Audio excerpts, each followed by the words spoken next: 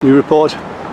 So last night, after a hard day's work, my daughter and my wife wanted to go to the Brigantine, but they wanted to go to the one in Point Loma. I didn't want to go. I didn't want to go in traffic. So I said, off you go, girls.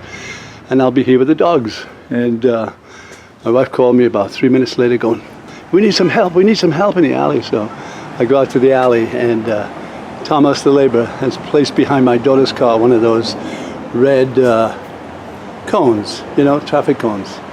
And it jams under her car. She drives off and rips the inside of her bumper off.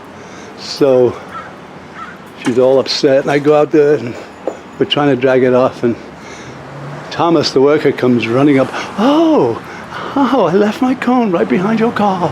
Oh, so sorry. Another act of sabotage. Got my daughter really upset, my wife really upset. They couldn't go now because we struggled to get it out, and so did he. Eventually they got it out, but they came back, and now it's a half an hour later, 45 minutes later, and my wife is so pissed and my daughter's so unhappy, and we're all trying to, you know, take care. This thing runs out again, but the camera says, oh, look, another incident. Alan Graham's having another incident. Look. Gets in our face. We ignore her. We try to go away. You're bothering us. Thomas comes running up. So, oh, I'm so sorry. And jumped on my step right there. I'm so sorry about your orange cone. I didn't mean to let her. I said, get away from my house. Back off. He did.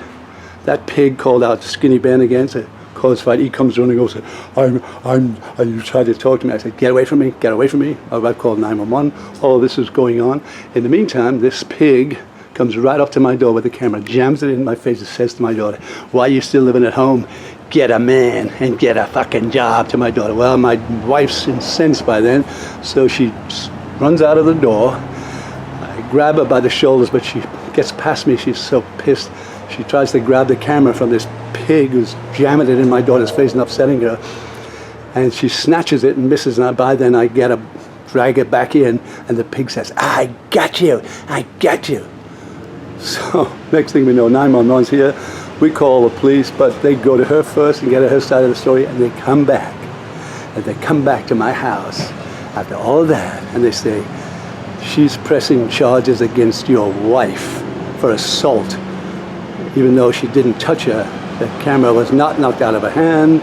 It was an attempt, and she just loved it. And she wallowed in and screamed, hideously cackled. And Thomas, the laborer, said, you better get away now. And he pulled away, and he sat down. But Ben and her kept haggling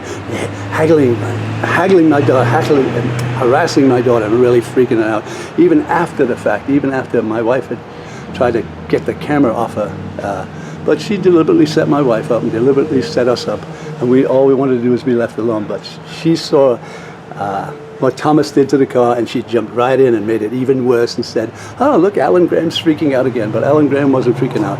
Kimberly Graham was fucking freaking out. And it took me all of my strength to calm her down after that. And soon, I swear to God, if they don't go away for a few weeks, which is what's going to happen in a couple of weeks, they're going to, both my daughter and my wife are going to break down for this toxic, evil, drug-dealing, alcoholic witch that lives next door. Her name is Christine Raw, and she's a danger to everyone in this community. She drives drunk all the time, and it's just a matter of time before her scum and this whole cabal here that is orchestrated by the Higgs cartel. Once again, Bobby, Ledge, his two sisters, Gail, I don't know what the other one's name is, but even the little son of Bobby is involved too. His name is Dylan, Stephen Higgs. All of them are deliberately allowing this to happen because they think that we are going to fold. They do not know the art of war, and they do not know the art of Al, and they are seriously mistaken. So every day we plod on. Today we're going to try to separate ourselves completely and utterly from them by building a trellis here across, but it won't be attached to anything.